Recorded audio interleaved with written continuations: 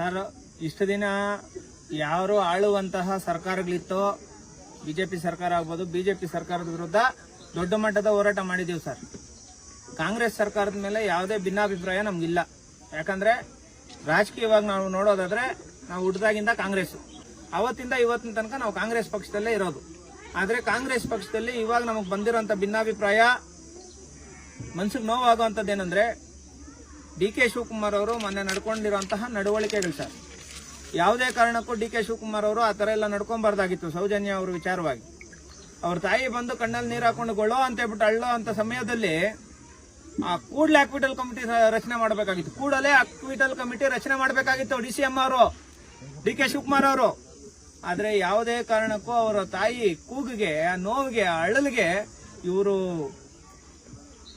ಕರುಳು, ಅವರು ಒಂದು ಮನ್ಸು ಕರಗಿಲ್ವಲ್ಲ ಅನ್ನೋದು ನನಗೆ ತುಂಬಾ ಮನ್ಸಿಗೆ ಬೇಜಾರಾಗ್ತಾ ಇದೆ.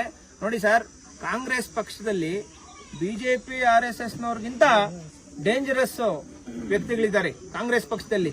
ಅವ್ರು ಯಾರು ಗೊತ್ತಾ? ಕಾಂಗ್ರೆಸ್ ಪಕ್ಷದಲ್ಲಿರುವಂತಹ ಮನುವಾದಿಗಳು. ಅದರಲ್ಲಿ ನಂಬರ್ 1 ಸ್ಥಾನನ ಈಗಾಗಲೇ ಡಿ ಕೆ ಶಿವಕುಮಾರ್ ಅವ್ರು ಪಡ್ಕೊಂಡ್ಬಿಟ್ಟಿದ್ದಾರೆ ಸರ್. ಎಷ್ಟು ಮನ್ಸಿಗೆ ನೋವಾಗುತ್ತಂದ್ರೆ, ಒಂದು ಹೆಣ್ಣು ಮಗಳ ಪರವಾಗಿ ನಿಲ್ಲುವಂತ ವ್ಯಕ್ತಿನ ಬಿಟ್ಟು ನಾರಾಯಣ ಕೊಲೆಯಲ್ಲಿ ಪ್ರಮುಖ ಆರೋಪಿಗಳಾಗಿರೋರು ಕಾಲಕ್ಕೆ ಬೀಳ್ತಾನೆ ಈ ವ್ಯಕ್ತಿ ಅಂದ್ರೆ ಎಷ್ಟು ಮನ್ಸಿಗೆ ಬೇಜಾರಾಗುತ್ತೆ. ಅದೆಷ್ಟು ದೊಡ್ಡ ವ್ಯಕ್ತಿ ಆದ್ರೂ ಆಗ್ಲಿ ಬಿಡಿ, ಬಡವ್ರಿಗೊಂದು ನ್ಯಾಯ, ಶ್ರೀಮಂತರಿಗೊಂದು ನ್ಯಾಯನ?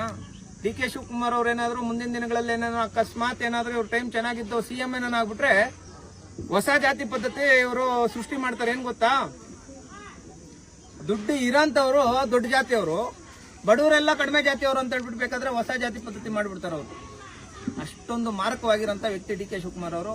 ಹಂಗಾಗಿ ಕರ್ನಾಟಕದಲ್ಲಿ ಕಾಂಗ್ರೆಸ್ ಸರ್ಕಾರದಲ್ಲಿ ನಡೀತಾ ಇರೋಂಥ ಜನಪರ ಕಾರ್ಯಕ್ರಮಗಳಲ್ಲಿ ಎಲ್ಲ ಒಂದ್ ಕಡೆ ಕಡಿಮೆ ಆಗಿರೋಂಥದ್ದು, ಮತ್ತೆ ಜನಪ್ರಿಯ ನಾಯಕರಾದಂಥ ಸಿದ್ದರಾಮಯ್ಯನವರ ಒಂದು ಜನಪ್ರಿಯ ಕೆಲಸಗಳು ಕೂಡ ಅಡ್ಡಿ ಮಾಡ್ತಾ ಇರೋಂಥದ್ದು ಕೂಡ ಡಿ ಕೆ ಶಿವಕುಮಾರ್ ಅವರೇ.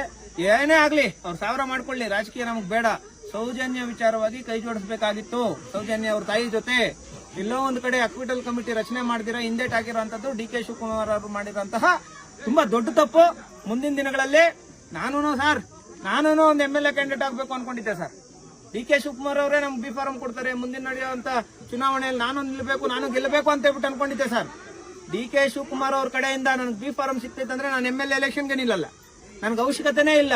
ನನಗೆ ಬೇಕಾಗಿರುವಂತದ್ದು MLA ಪದವಿ ಅಲ್ಲ ಸರ್. ನನಗೆ ಬೇಕಾಗಿರುವಂತದ್ದು ಸೌಜನ್ಯ ಸಾವಗ್ ನ್ಯಾಯ ಸಿಗ್ಬೇಕೀಗ. ಡಿ ಕೆ ಶಿವಕುಮಾರ್ ಅವರು ಎಷ್ಟು ದೊಡ್ಡ ಪದವಿಯಲ್ಲಿದ್ರೆ ಏನ್ ಸರ್ ಪ್ರಯೋಜನ? ಇವತ್ತು ಆ ಹೆಣ್ಮಗಳಿಗೆ ಅಷ್ಟು ದೊಡ್ಡ ಅನ್ಯಾಯ ಆಗೈತಲ್ಲ. ಕಾಮನ್ ಸೆನ್ಸ್ ಇಲ್ದಿರ ಆಡ್ತಾರ ರಾಜಕಾರಣಿಗಳು. ಎಷ್ಟು ಬೇಜಾರಾಗುತ್ತೆ ಸರ್. ಹಂಗಾಗಿ ಅವ್ರ ವಿಚಾರವಾಗಿ, DCM ವಿಚಾರವಾಗಿ ಈಗಾಗಲೇ ಕರ್ನಾಟಕ ರಾಜ್ಯದ ಎಲ್ಲಾರ್ಗು ಮನ್ಸು ಮುರಿದೋಗಿದೆ ಸರ್. ಟ್ರಬಲ್ ಶೂಟರ್ ಅನ್ಕೊಂಡು ನಾವು, ಆದ್ರೆ ಟ್ರಬಲ್ ಶೂಟರ್ ಬಡವ್ರ ಮೇಲೆ ಮಾತ್ರ. ಶ್ರೀಮಂತರ ಮೇಲೆ ಈ ವ್ಯಕ್ತಿ ಯಾವುದೇ ಕೆಲಸ ಆಗ್ಬೋದು, ಯಾವುದೇ ಕಾರ್ಯ ಆಗ್ಬೋದು ಮಾಡಲ್ಲ. ಅವ್ರ ಕಾಲಕ್ಕೆ ಬೀಳ್ತಾರೆ. ತುಂಬಾ ಬೇಜಾರಾಗುತ್ತೆ. ಮಾಡ್ಲಿ, ಏನೇನ್ ಮಾಡ್ತಾರೋ ಮಾಡ್ಲಿ. ಇವಾಗ ನಮ್ಗಿರೋಂತ ಏಕೈಕ ದಿಕ್ಕು ಮಾನ್ಯ ಸಿದ್ದರಾಮಯ್ಯ ಸಾಹೇಬ್ರು. ಅವ್ರ ಮೇಲೆ ನನ್ಗೆ ನಂಬಿಕೆ ಐತೆ. ಯಾಕಂದ್ರೆ ಅಂಬೇಡ್ಕರ್ ಅವರು ವಿಚಾರಧಾರಣೆಗಳನ್ನ ಪಾಲನೆ ಮಾಡ್ಕೊಂಡ್ ಬಂದಿರುವಂತಹ ವ್ಯಕ್ತಿ ನಮ್ಮ ಸಿದ್ದರಾಮಯ್ಯ ಸಾಹೇಬ್ರು.